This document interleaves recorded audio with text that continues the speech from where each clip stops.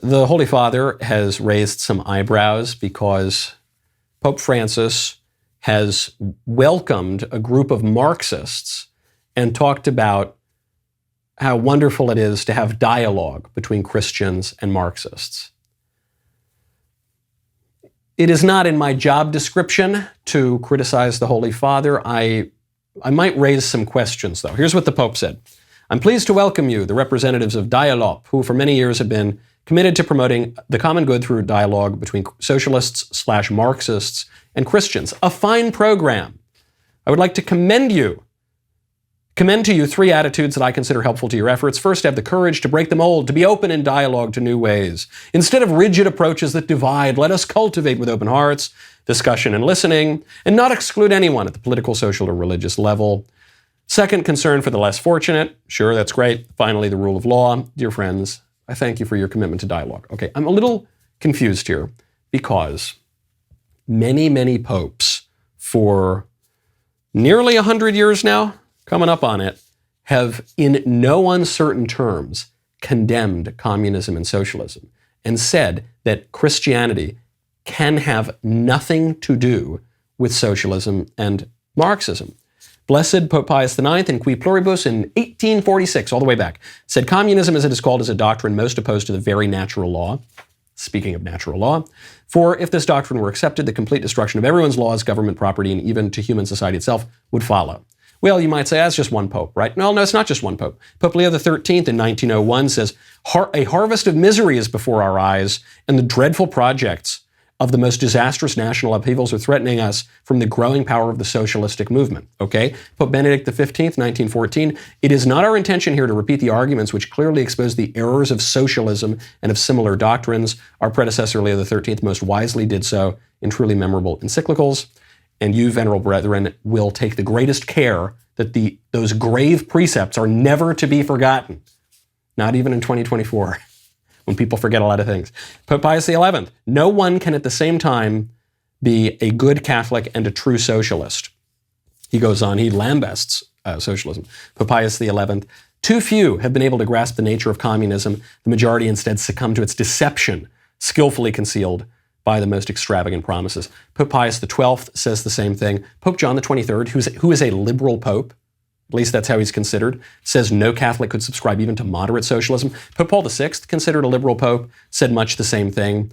Pope John Paul II constantly inveighed against socialism and communism. I mean, the man is considered an anti-communist hero of the 20th century. Pope Benedict XVI, who was the most recent pope before Francis, said the state which would provide everything, absorb everything into itself, would ultimately become a mere bureaucracy incapable of guaranteeing the very thing which the suffering person, every person needs, namely loving personal concern. Says we don't need this. We don't need any of that. Okay.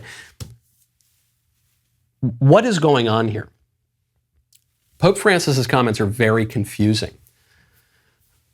I've made no bones about the fact that I'm a mackerel-snapping papist myself. I find it very confusing. And I find it confusing because the church's teaching on communism and socialism is not at all confusing.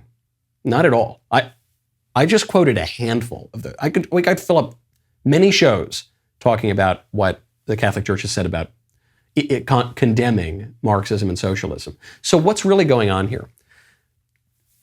In charity, and to give Pope Francis the benefit of the doubt, I suspect that he's drawn in to this kind of a dialogue in the way that a lot of good people are drawn in to want to have a dialogue with Marxism and communism, because you actually do have a care for the common good, and you care for the poor, as Pope Francis said, and you care for those who've been left out, and you want rule of law, and you don't want the predations of a totally untethered, liberalized regime of laissez-faire capitalism where no one cares at all about anyone else and everyone's just avaricious and trying to pursue his own personal interests to the exclusion of a common good. I get that. And they think that Marxism does that, but it doesn't.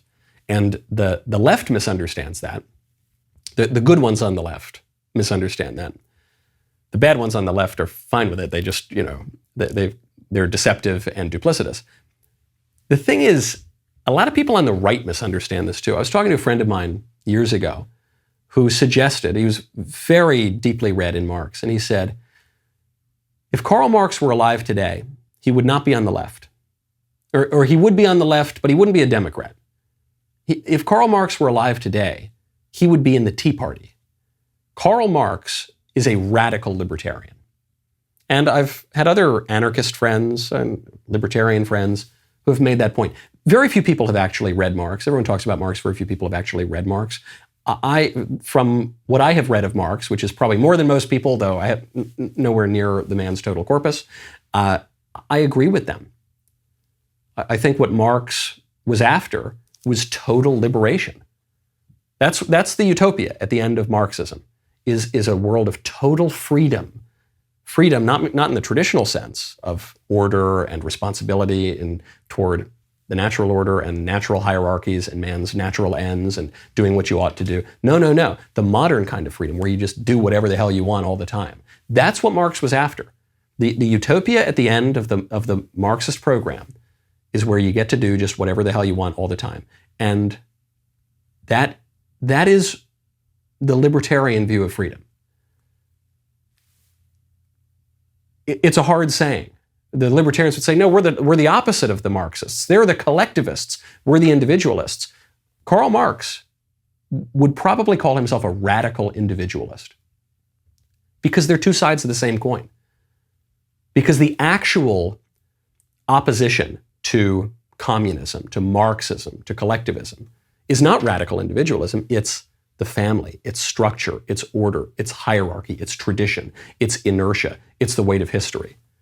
Radical collectivism and radical individualism are both revolutionary programs that pour acid on all of the institutions of society, that are both equally opposed to the family and to tradition and to everything that has come before us.